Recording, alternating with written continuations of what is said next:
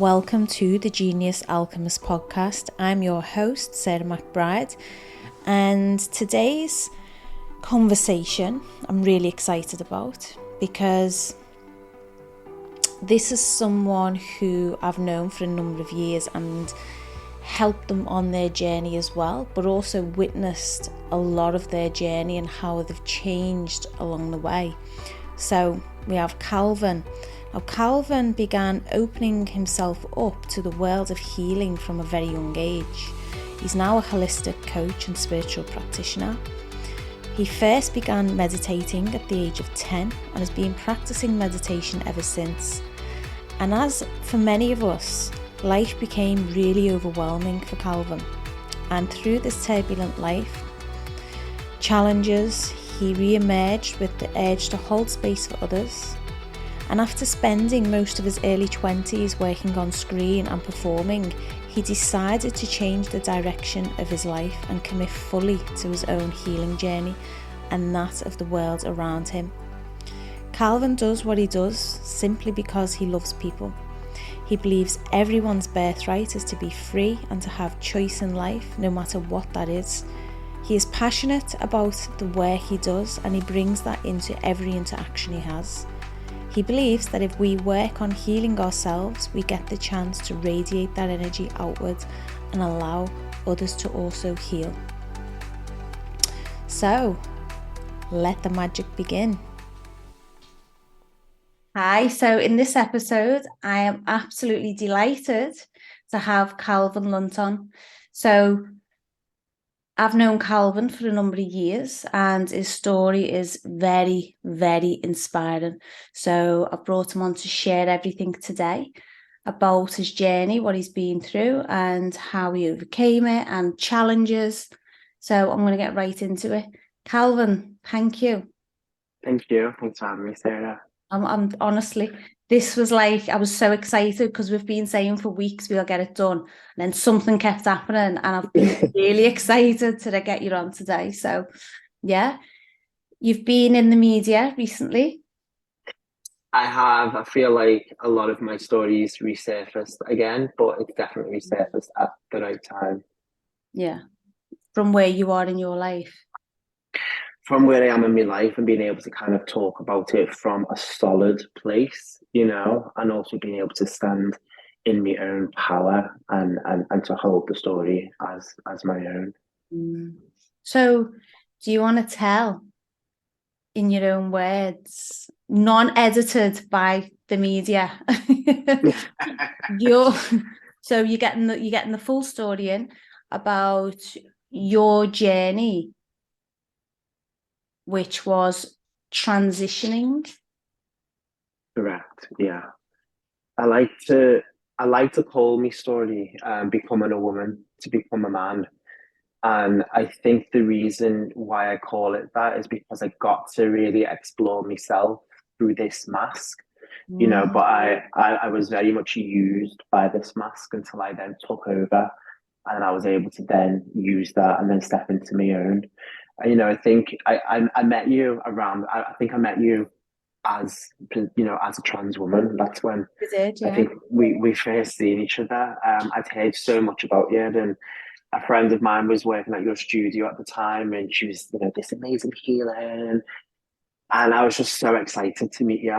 And I think we were at this, I don't know, it was like a meditation group in Central in town, me and you, when I met you.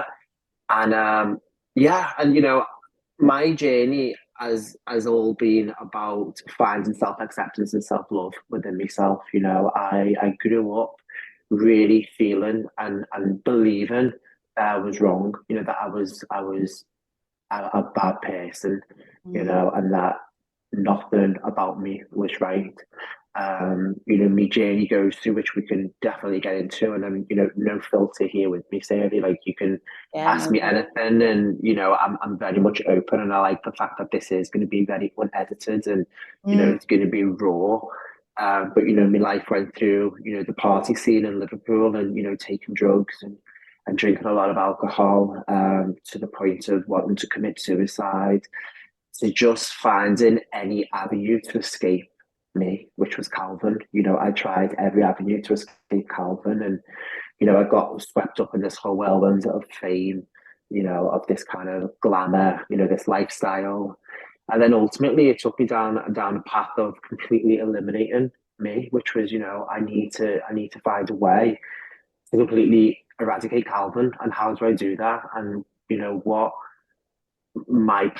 my journey took me down was transitioning. And I think a lot of people in Liverpool will know me and will know my story, but they probably haven't heard this part of the story, because a lot of people kind of did shy away and turn away from, my journey, because it might have become a little bit too spiritual for them, it might become a bit too much for them Exactly. to Yeah. understand. Yeah. Yeah, So we met, I think it was either 2016 or 17. I'm not 16. sure. 16, yeah. I Yeah. thought 2016, and I remember it was a cacao, it was a meditation cacao event, and I remember we connected, and then you popped back in one day, and then we remember Mm, us sitting in the seats in the reception, having a chat, getting to know each other, and I remember your story, and I remember the sense at that time that I got was that you were incredibly lost, mm, but you were finding yourself. And even the fact you walked into the doors of my healing center, you know what happens once you walk in them doors. And even that, like, to me, was something is happening. And the conversations that we had, which was all about confusion, a sense like mm, a lot of confusion over your identity. And yeah, it was sad. It was sad. And, this is why it's amazing for me to have you on to see who you are now today than back then, how sad you was, and how your journey of, you know, transitioning into becoming a woman was like well documented and all your social medias with big mm, followers. And yeah, it felt like you were owned, not mm, by mm. yourself. I love that, because I feel like that's exactly what it was. I was taken by the current of social media, by the media. My story was being told by other people, and I Mm, then kind of felt like this is the way that it needs to be. And the further that I got into that transition, the harder that I felt it was going to be to, yeah. to get out of it. And I remember walking into that center. I remember walking in, just being like, I need some sort of help. I need some Mm, guidance. And I think I was like 3 months sober at the time. So it was just when I just got sober. And I was just searching for some deeper connection, like some deeper spirituality. Like I'd started noticing and sensing these feelings arising, which was like, what is it that's happening for me? Like, what is it that's missing? Because I'm supposed to be happy. yeah. I'm supposed to be happy now. Like I'm on the estrogen. I'm taking medication. It's not long now until I'm getting, me breast augmentation, and I'm getting my face smashed in 5 different ways, and all of this stuff that I said that was going to make me happy. Like why aren't I there? And it was, the story that I tell everyone, and it's like there was a moment when I was 2.5 years into living as a woman, and I went to a surgery to get my breasts done, and they weren't able to do it within the time frame that I wanted it done, because everything had to be quick for me. It was like quick, quick, quick, quick fix, get it done. And I remember this, and it was like the pinnacle moment when the surgeon said to me, "We can't get it done in the time frame that you want us to do it, but we will have you happy." And that's when Wow. I knew that I kind of went away. And I remember sitting on the train with my mum coming back into Liverpool, and I was just quiet. And in my mind, I was just playing like, okay, I said I was going to get Botox, and that was it, going to be it. That was going to make me happy. Okay, I get my lips done, that made me happy. And it was just this constant feeling of seeking happiness. outside. And I was just trying to chase this feeling of happiness. If that was in the bottle of a, a bottle of a bottle, in the bottom of a bottle, if that was in the ends of a bag at the end of the night, like just constantly trying to chase this feeling of happiness. And I was living in a supported housing at the time in Tube Roof. And if anyone knows Tube Roof, and if you don't know it, I'll let you know. It's the dive. It's somewhere that you probably don't even want to drive through. I'm sorry, I live on the other side of where it is, and I'm allowed to say this, but it's just not somewhere where you would expect to find healing within yourself. And I've traveled all over the world. I've been to, Thailand. I've been to these amazing temples. I've sat and meditated on these beautiful beaches, and in a place where I never thought that I would even walk into. I found a part of myself in this part of Liverpool, and what I realised was happiness was within inside me the whole time. And I was stood in the middle of town, and I was living in supported housing. I didn't have any money in my account. I was no longer on social media. I had 30 pence in my pocket, and there was this man just playing the drum in the middle of town, and I just stood there and I cried. And I'm getting emotional now just even thinking about it. And I cried with so much happiness, and I said to myself, I've got nothing. I've got nothing. Why am I this happy? And that's when I realised that happiness was inside of me, and it always will be inside of me. There's just things that will get in the way, and the things that get in the way are usually me. Yeah. I'm the one that puts myself in my own way. And that's when I just went, okay. And there was a lot of other healing that was going on, which we can get into. But that's when I came to you, I think. And that's when I was just like, I just want some guidance, But I think I was the opposite from everyone else. Do this, do that. My guidance was, if I remember, pointing you back into self. You said, put your hand on your heart. And you said, just tilt your head forward. And I remember right into my heart space. And you just said, just breathe into it. And you breathed into it. And you just said, how do you see yourself in 5 years' time? Like, play the tape forward. Like, what do you see? And then you like play it forward even more. And it was really hard for me because as much as I was trying to see this woman, as much as I was trying to focus on that, I seen a man with linen pants on. I always remember this. A man with linen pants on a beach. Wow. And I had facial hair and I was free. Wow. Power, the power of self, the power of tuning into your heart, the power of not listening to anyone else. And it's interesting because anyone that knows me knows my thing around empowerment and knows one of the big things I push is about there's so many psychics, and I'm an intuitive. That's how I work. I read things, I see things. However, there's so many psychics, there's so many intuitives, there's so many coaches, there's so many therapists, there's so many healers, so many guides, and what they do is they tell you, I see this for you, I feel this for you, this is what's going on with you. And it's like,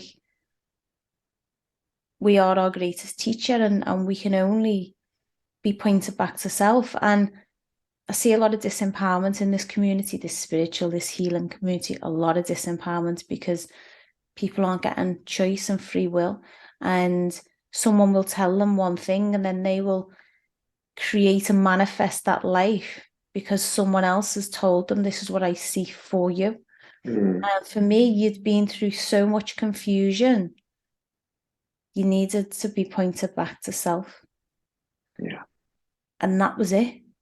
There was no way I was going to tell you what I thought because that's just adding to the confusion. It's what do you feel deep in your heart? Like we'll always find the answer within when we're still enough. Having someone obviously guidance and holding space is different. When we're in that stillness and we feel we can't kid ourselves anymore. That's true. The the truth will always prevail. And I remember us sitting, and it wasn't even a real healing session. It was a reception. It was a chat. I was like, get in, I've just got a free session. I'm staying at my Brian's. I remember us in the, it was in the, yeah, chat. And I always remember you going, I'm a man. Like that's how I see myself. And I remember the journey and things starting to shift and change within you. And obviously, you've gone through your own journey of healing, but then what was it like to detransition once you've made that decision of your truth? I'm glad that you asked that question because I feel like that question is never really asked. It's always more like, what was it like transitioning? And I feel like the importance of it was because you mentioned before when I transitioned, it was very public. It was my story was very much like pulled from left, right, and center, and I wasn't able to be the narrator of it. But when I detransitioned and done that very privately, I came away and I came away from social media, and I still do a lot of me healing privately. And as people probably think that I don't because I share things, but I do the healing privately and then I'll share the story because I think that's important for me to do. And I think, like you just mentioned, then it's because it's about me being the guidance of my own life, and me tapping into that and figuring it out for myself without the noise of everyone else. But the process for me of detransitioning was was uncomfortable. It was very uncomfortable. I mean, when people think of healing and they think of like this beautiful like fairy or this gorgeous monk sat on top of a mountain and he's sat there in like Yeah, lotus position meditating. Like, think of yeah, Linda Blair, think of The yeah. Exorcist. It's Like messy. Yeah, it's that's dark. It's messy. I had to move out of my own parents' house. Like I had to move away from my mum because Wow. I knew the things that were going to come out were not going to be nice, and how I was going to be to people I loved around me, I could act out very easily. So I had to do that away, and I stood in front of a mirror for 6 months, and the first night I sat in front of that mirror, I had a picture, and it was a photo of me when I was like 2 years old, and it was this very happy, carefree child with like not a worry in the world. And I looked at this little boy's eyes, and I looked at myself in the mirror, and I looked at my own eyes, and I had to tell myself that these are the same eyes. Mm. This is the same. Now, where are you and what's happening? So it was about just connecting back to that childlike state and connecting back to that inner child. That's what it was for me. It was a lot of kind of inner child work, and that's where a lot of the trauma and the damage kind of happened. So it was about going back to that place for me. And then, I hit a lot of anger at first, like where I just couldn't look at myself in the mirror. Like I just couldn't even look at my own face, and there was just so much anger, and I'd swear at myself. I'd call myself some really horrible, horrible names.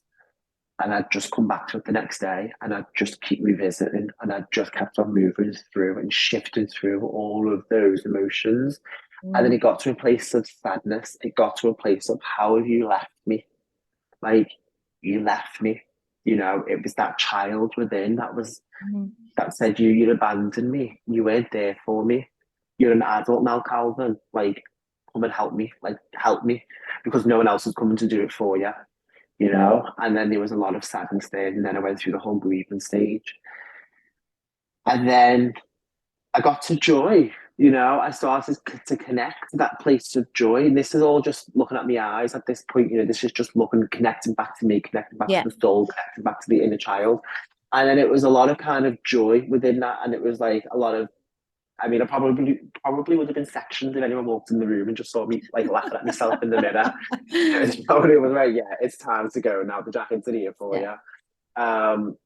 And then I moved into looking at parts of my body. Like the whole detransition process was like then looking at parts of my body, not telling me what YouTube tells me that my body should look like, or not Mm. listening to what this other person's told me that what every trans person should look like or what every other woman should look like. I then started connecting back into my body.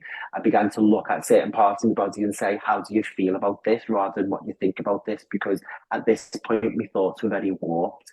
You know, my thinking was very it was very warped in the sense of conditioned, listen to what everyone else is saying, not having my own thoughts at this place in time. So it was connecting to the feelings. How do I feel about this? Well, I actually feel all right about it. How do you feel about your chest? I actually feel all right about it. But then when the thinking comes, it's like, well, it should be like this, it should be like that. So I was able to start connecting back into my body that way. So that was the process of detransition. And then obviously then that's when I made the decision when obviously me and you had both spoke. And it was Maria that was doing the sound bath at your place. And I laugh at it now because it's quite funny, but she was, it was the first sound bath that I'd ever been to. And she was hitting like all these, bowls, and she was hitting all these notes, and it was just this one note she kept on hitting. And I was like, if she hits that note one more time, I'm gonna skull bag her. Like, I'm really you were gonna going to say hit. that. It's that trigger. Something just gets inside and starts to trigger and bring all your stuff to the surface. It was like someone scratching an elbow, and it was just, I couldn't, and she boom, and she kept on hitting it, and I was like, really, one more. And I remember coming over to at the end, I said, what is that thing that you keep hitting? Because that's going through me. She said, which this? Boom, and she hits it again. I went, don't do that.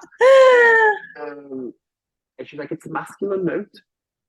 It's a very bass heavy masculine note. Do you find it uncomfortable? And I said, I find that very uncomfortable, yeah. So you somewhat find masculinity uncomfortable. So everything in my life, I had pushed everything masculine away from me because, my dad wasn't there for me. My stepdad was abusive towards me. My brother didn't look after me. School was horrible. Sexual abuse, all of this stuff piled on top of each other. So everything to do with masculinity for me was not safe. Yeah. So I need to guard myself away from that. So I will not allow that to come in any which way. And then,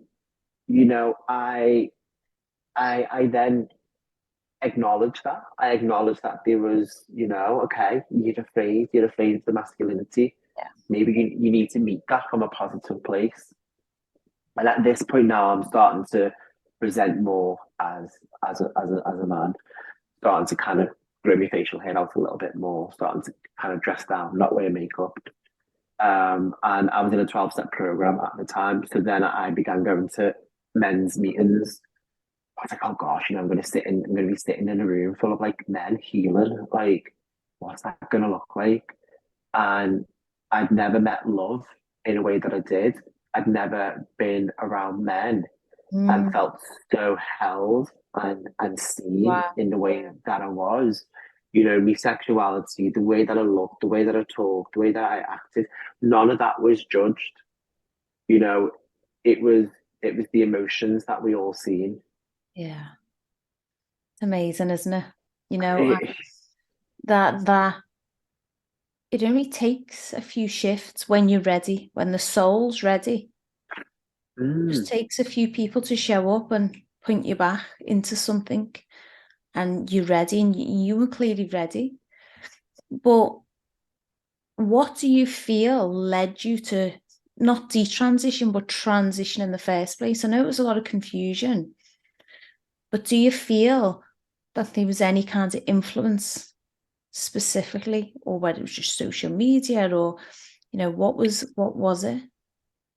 I think when I look back, I was in California for I used to go back and forth to California. My auntie lived there. Yeah, and the first time I went was when I was 10, and I remember she showed me this film, and it was called Too Long Through Thanks for Everything, Julie Newmar. That's the name of the film, and it was about a bunch of drag queens, and I loved it. I really did love it, and that was the first time I'd ever really seen men dressing up in drag. But saying that, my mum dressed me up when I was a kid anyway, so it was always there. I'd always loved dressing up, and I'd always loved playing, and escapism was always my first drug. Like that was the thing. It was if I was either escaping in movies, if I was escaping in different characters and different kind of ways of being. I was constantly escaping and trying to be something that I wasn't. Mm. And the drag part, I watched that when I was 10. It was left there, it was parked, and I went through high school. And I think high school for me was very, the first couple of years, I came in very feminine, and I didn't know how to hide my femininity. I was people knew that I was definitely gay. And I went to an all boys school, so I was definitely picked out for that. And I went to a predominantly white school as well, so being mixed race, it was just very like I was always kind of negatively impacted. If that was like Mm. cutting chewing gum out of my hair on the way home from school because someone's through chewing my hair again, and it was just constantly something. And Yeah. I remember the last couple of years of secondary school, I made a promise to myself, and I was like, I need to find something to protect me. And that's when I must have noticed that fantasy protects me. Mm. And I went into secondary school, went back into school, and I just went super masculine. Started playing basketball. I was wearing the Timberland boots. I was wearing the FUBU, the Echo trackies. Like, genuinely thought I was from like the hood, like the Bronx. And I created this whole kind of persona that just got me through school. Didn't hang out with people still, but I was able to get myself through it. Mm. Um, and it protected me. And then I started dancing, and from then dancing, and then doing, I was dancing, backup dancing for like, can you hear the ice cream man? No. That's fine. I can. Sorry. Um, and then I started like dancing. I was dancing professionally, and I backup danced for Pink at the time and done Britain's Got Talent. And then things happened to me within that dance school, and it's stuff that I've actually never spoken about before. I was groomed from the age of 15, basically, by the person that was supposed to be looking after us. And I stopped doing what they asked me to do for them. And then I noticed how my role in that dance company started to just like shift from being at the front and center of everything to then being pushed back and kind of pushed out of the company. So my love for dance was lost, and then I turned to drag at the age of 18. So I started performing in the nightclubs, and for me, like finding drugs and drag at the same time was like the pinnacle place of ecstasy. It was the ultimate escapism. Like I got to escape Calvin Friday and Saturday and some of Sunday. So I got to kind of fully throw myself into becoming a different person each Mm. weekend, and fueled by drugs, and then fueled by the addiction of that escapism, and keep on coming back to it. And then, the party then went from Friday to Saturday to then from Thursday to Tuesday, sleep on the Wednesday. And that became a whole cycle for me, which was just drugs, drag, drugs, drag. And that was like my whole world that I lived in. And, during this time, I didn't fully get to explore my sexuality. Yeah. Now, if people watch me from the outside, they probably thought, I was putting myself out there in a sexual way. But saying that, I didn't actually become sexual with another man until I was 27, because my whole life at that first part of my life was focused on drag and drugs. Like Yeah. that was it. It was Yeah. just that constant party. Um, I got a spot on a reality TV show on MTV, and I thought that was it.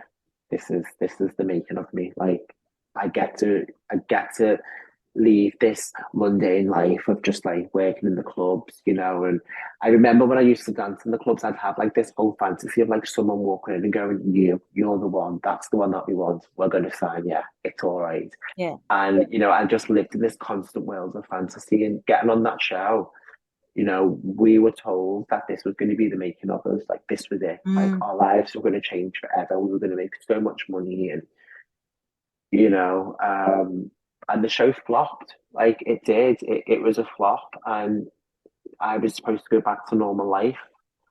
And at this point, I had accumulated probably, at this point, probably like 80,000 followers on social media. And I was like, I can't go back to working a normal job. Like, I can't do that. And me performing in drag, because I was no longer working in the nightclubs, because I'm too good to work in nightclubs now. I just get, I get booked to go and do this fashion show, or I get booked to go and do this now. And so the money was coming in drips and drabs. And I then noticed that whenever I was on social media and whenever I was in drag and I was in that persona, people loved it. And I Mm. got all the validation that I felt like I needed. I got everything telling me how beautiful I was and how funny I was. And, I would just really want to be your friend. I would love to hang out with Calvin. And it was just, that being bombarded with that and never having that growing up, Yeah. you're like, this is it. Like, this is everything that I've always wanted. So it's And like then on one hand you're disempowered. So 15-year-old Calvin disempowered, being groomed, disempowered. And then on the other hand, it's the validation that you seek because you've got no power in yourself. You don't know yourself. So mm, you're constantly seeking validation from anybody.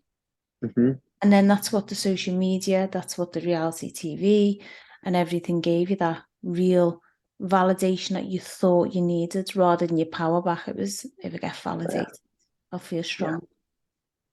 Validation from people that you don't even know. Mm. Validation from people that don't mean nothing in your life. That if you were to close that Facebook, that'll be it. No one would ever care. Mm. And then the drag then seeped into the daytime. And the reason why I say that is because what people don't realize is a lot of people who are influencers or have been on TV shows or have got some sort of following, aesthetic companies will always message you. Like, Mm. it's what's there, because it's business to business. I need to grow my business. How can I grow my business? Well, we get in touch with influencers. They've got the following, and then I need the business. So at the time I was being gifted with, a lot of aesthetics. At the time, I was offered Botox all the time, hair extensions, and nails done. So that just kind of fitted in very well. I'm getting all of these things for free, so why not take it? So Mm. then, as I started to then go into this place, and I'm going to loosely say it's an addiction. I'm just going to loosely say that going into this place of addiction and being so addicted to this life, which is, let's say, Cal, which, I went by the name of Cal when I was transitioning, being so wrapped up in this place because when I was Calvin and I walked the streets, no one was really interested and no one was bothered, no one batted an eyelid. I was just the average Joe walking down the street. Whenever it came to social media to talk about something that was interesting, whether that may be meditation, I've been meditating since I was 10. So spirituality has been a part of life from a very young age. Whether that was, me talking about mental health or just things like topics that meant things to me.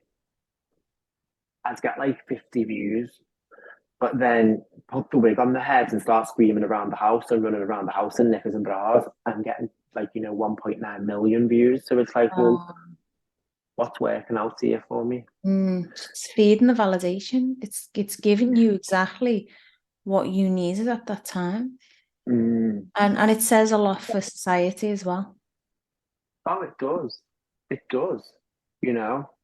And I followed that and I went with it, and then I got comfortable in this new identity. I got comfortable in this place. It started off first very androgynous. It started off very much like, I'm wearing a little bit of makeup. I'm now wearing the long hair. I'm now wearing the long wigs during the daytime. I'm now wearing the nails. And it progressed very quickly and then very rapidly. And then it went from me then finding a whole community of trans people online and then following, a lot of trans people's journeys and listening to their story and really beginning to relate to Mm. their stories, relating to this sense of feeling very odd from a young age, from never fitting in, from, liking men or not liking gay men, from, this sense of not fully fitting in within the gay community and not fitting in with the rest of the gay men and playing with the girls when you were a kid. And, a lot of that. So I began to kind of tick boxes very Yeah. quickly and say, yeah, that is me. Mm. Um, It's huge. and it is. And I think, and when I think for people to relate to that, and I say this again very, very loosely, which is, we can go on TikTok now and there's so many videos which can tell you that you've got ADHD. So Yeah. a lot of people can diagnose themselves now with ADHD because they've just watched this video. Yeah. And then when people say to me, how stupid was you to think that you were trans from watching these videos? And it's like, find the similarities and not the differences. When you I think, when you haven't got a healthy sense of self and you don't know what your values, and I did a podcast on this, you don't know your values, you don't know who you are. It's very easy to be one, manipulated, two, influenced, and we can switch it up constantly because we don't fully know who we are. And let's be honest, most people don't know who they are because in our circles, yeah, everyone's doing the inner work. But as a whole, it's a small percentage of people that are really doing the inner work. mm, And that's part of the problem. Ultimately, there's not many people who are doing inner work to find out who they are. And that leads me on to, talk about when you did detransition, because everyone was cheering you on that journey. You didn't know who you was, you were lost. You were following, you were being influenced. As an influencer, the irony. The mm. influencer's being influenced and you're putting yourself out there. People are cheering you on, you're getting all your needs met. Then what? You decide you go through this journey of healing. You decide that you want to detransition. And then what? I think life became easier. It became, I could breathe again, I felt like I could breathe. But then also, I began to learn what my values were, Mm, because I didn't grow up with values. I yeah, didn't, I grew up with a house that was very it was quite dysfunctional. And I think, I weren't really allowed to fully get to know myself.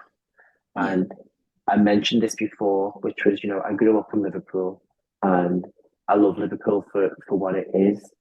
But where I grew up in Liverpool, most of the kids that grew up on my street are either hooked on drugs or selling drugs, mm, or, maybe a couple of years younger than me. And I've got three kids. And that's not for me to diss them, but it's just me being able to notice this same, this sense of yeah, like everything's quite the same. Now, when I was 10, which I mentioned before, I went to California for 6 weeks. And then I went back again when I was 13 for another 6 weeks. Now, I had the opportunity to see a different way of life. mm, I got an opportunity to see how other people live on the other side of the world, how people interact with one another, how love is shown, how people speak so openly and honest with mm, one another. And then for me to come back home and then to kind of go, wait, something's wrong. yeah. Something's really, really wrong. And when I detransitioned, I went back to California and I was there for 3 months. Remember? And I did, yeah, because then when I came back, I came and worked for a little bit. Yeah, And and I had to go to California because I felt like I had to socially detransition and I had to yeah, bring myself back into society, as a man, and to do that without question. And it was funny actually, because when I was there the whole 3 months, I slept. All I'd done, I just slept. And I remember saying to my aunt at the time, I was like, I'm really sorry, I've not been much fun, coming to visit you. And she said, you're healing. That's it. mm, You're just catching up on a lot of sleep. Yeah, because you've tired yourself out. absolutely. Rest, Mm. you know. So yeah, I remember that. I remember you went, you came back, you were in touch, you started working for me, and it was like you left, and it was like you were before you'd left, you'd started, and your extensions were out, and you were changing, the makeup was Mhm. off.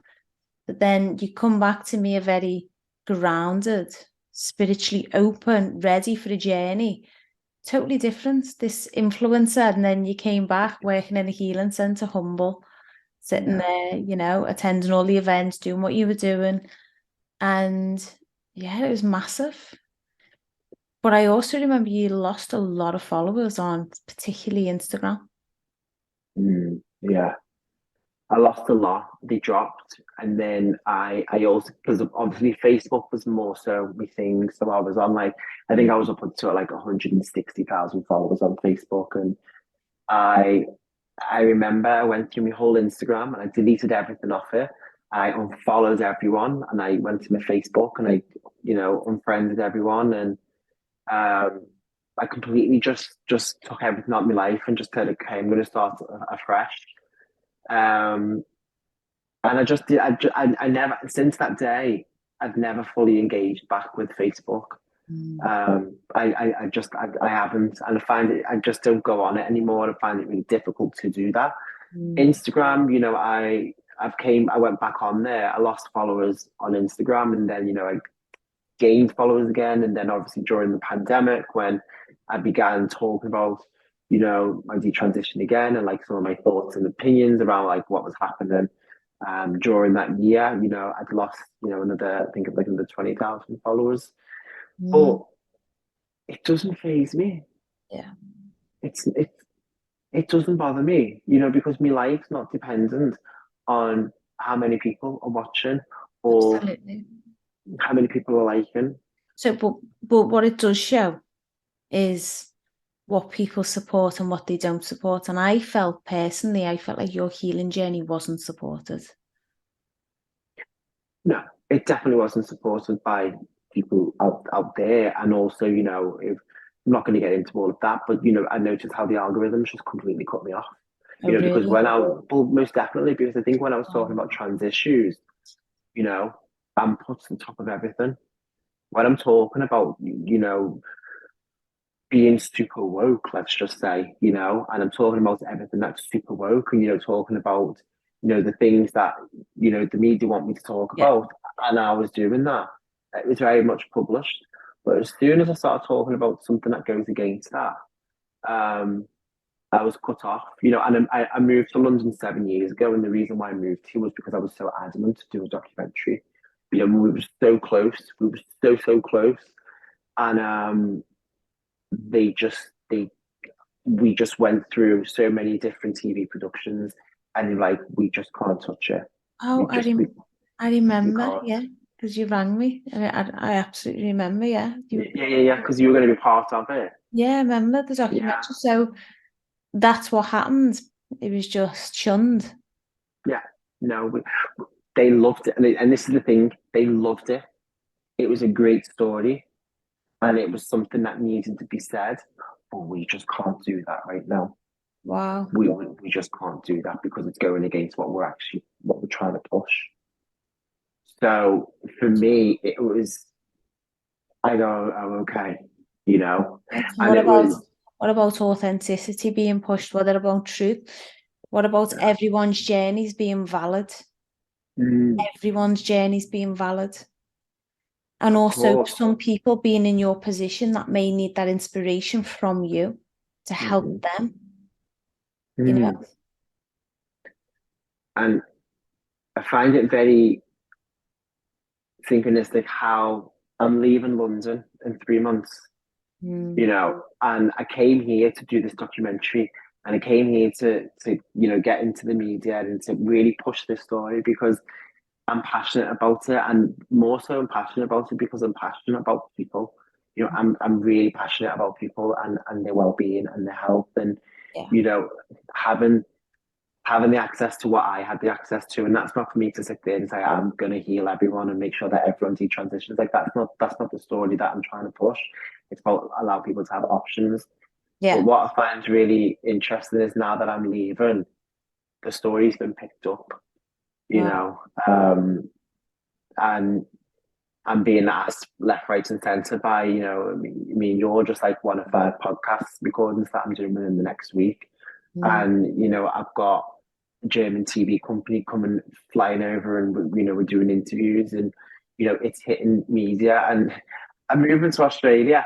I'm not even there, but my story's there already. It was in Perth Mm. today. See, you're seeing that on your socials. But how's he in Australia already? But it's So I'm time. happy. It's time. And there's no attachment either. You had this emotional attachment, and that emotional attachment started to fade, and I'm just being happy with being me. Mm, And obviously on this path, which I feel, by the way, is phenomenal, to witness your journey of inner, real deep self-healing from where you was to where you got to how grounded you are, just how grounded. So then yourself, helping other people on what you're doing and your plans and how you're going to help heal other people of their trauma and, all of their stuff. It's phenomenal and it's needed. And you had to go through that journey to be able to mm. embody this. Because, yeah, there's a lot of people out there with a lot of different things. But is there many people who've got your story to embody that can help other people who might be on that same path? It's very true to think of it like that. And I think I took my story for granted a lot, and I said to you before, just before we started recording, and I think, I'm happy to mention this, which is, you asked me, do you see yourself as a healer? I said, I'm, I'm just struggling with that at the minute. And I think why I'm struggling with that is because it took me journey for granted. And I said, I'm fine now. I'm good. I'm all right. Everyone can do what they're doing. I'm all right. I've got the life that I've got. I've got a nice house. I'm moving to a country where I've got a beach. I'm all good, And the only way that I get to keep what I've got is by giving it away. It's the only way I Yeah. get to keep it. The journey's only starting. The journey's not Yeah. over. The No. journey's only just beginning right now. Yeah. And it was always your time. And that's why it's all being picked up. And that's why, people want it out there. Mm, That's why you were one of my very first in my top 5 people to ask about Just As I Launched My podcast, because it's time. mm, And everyone's seeing that. And also because how you do come across on socials now, the authenticity, who you are, the somatic work that you do, the meditations that you do, like just who you are. People are picking up on that frequency, that vibration, and they want some of that now because it's a real grounded, embodied, healthy sense of self. Done a lot, a mm. shitload, a healing to get to where you've been now. People want that in their lives. And you know what I think I'm getting from that, which is you've done your training, now it's time to step into it. Yeah. And it's I love how we've came around in a full circle, because even having the conversation with you, and you mentioned something before again, which was off recording, and I was just like, my language is so far away from that at the moment, Mm. because I'm not surrounding myself with the people that I need to be surrounding myself with. Um, and I said this to my partner the other day, which was, I'm not meditating as much as I should be meditating. I'm scrolling on Instagram, and I'm just constantly like doping myself out on dopamine, and I'm not truly connecting with myself. And on Sunday, which I'm definitely going to mention it, because on Sunday I'm going to be meeting Sad Guru, and Wow. for me, he's he was he was a real big opening into deepening my spirituality, and I kind of lost all of that, and I got wrapped up in London life, and I noticed that the ego will always creep up, and I might not be transitioning, and I might not be running around like clubs in my knickers and bras anymore, and just being a complete and utter lunatic. But that part of me, that part of self destruction, will still come out. I can be stood in the coffee shop down the bottom of the road, and everyone's wearing Prada sunglasses, and I'm like, why aren't I wearing Prada sunglasses? Like, why haven't Yeah. I got those? I can still tap into that. Well, why Yeah. me? Why call me? And I'm having to like really just come back to basics again, Mm. um, because I can notice, where to get to, and also at the same time, just noticing how being in a city can really make me feel sick. You Yeah. know, Oh, I'm um, same. As you know, where I live, yeah, I have to just live by the woods. Like wherever I go, there's woods, yeah, and there's not many people, and there's no neighbours, and not because that's always been my life, like for the last 10 years. But yeah. I'm the same. I get sick. But with what you're saying, I'd like to also add though, just from a place of reality check, as you know, how long I've been on this journey, Hmm. learn whatever you want to call it, and the amount of work I've done, and you know, I still catch myself sitting there in self judgment or going, "Oh, I want that," or "I want to do this," or "Well, look at that." And it's for me, it's not about never having those thoughts. It's about how you regulate and manage those, and the self awareness. With self awareness, we can make a different choice, and with a different choice, we can take a different action and form new behaviors. And with them new behaviors, we become a completely different version of ourselves.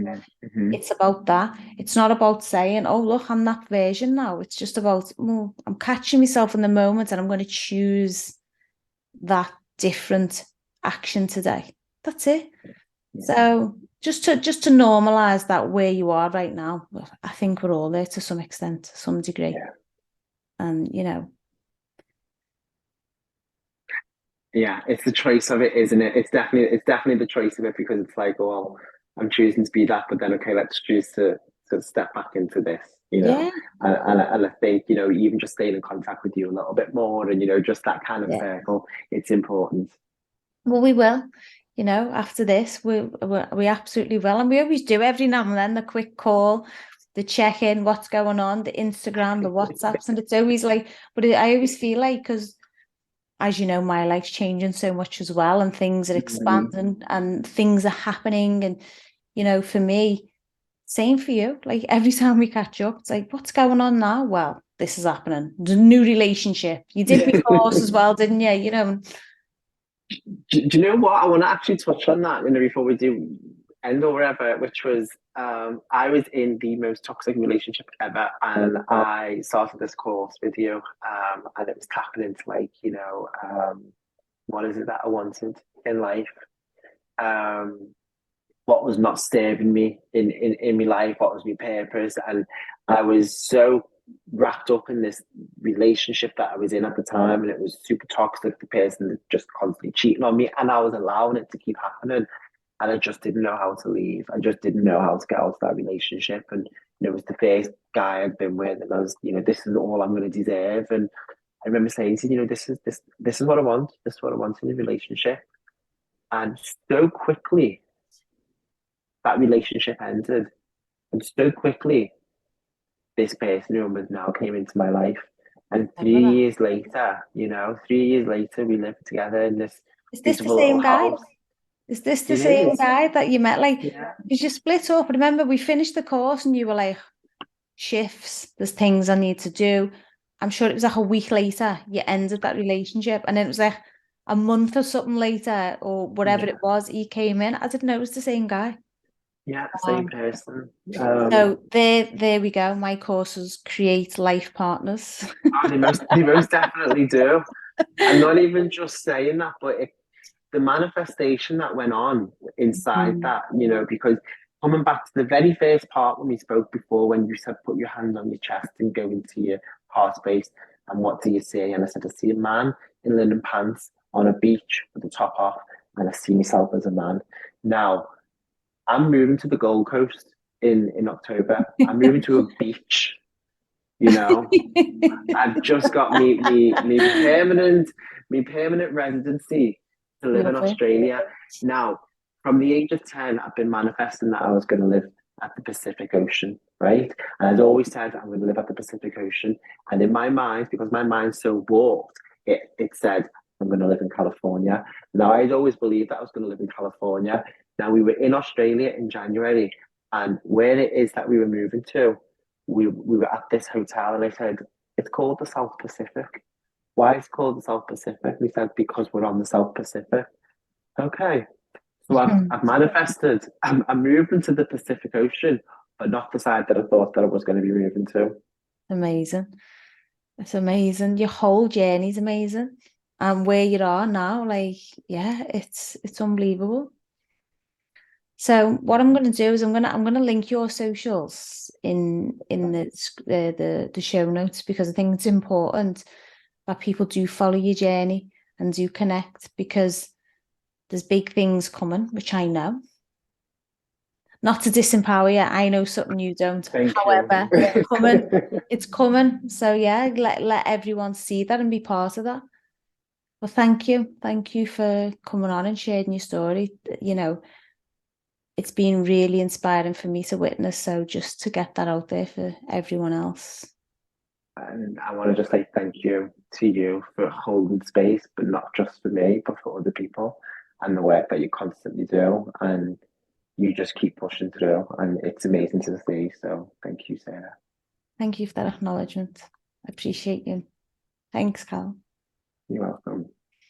Thank you for tuning in to the Genius Alchemist podcast. If this episode has ignited your curiosity or inspired you in some way, then I encourage you to subscribe and share with friends.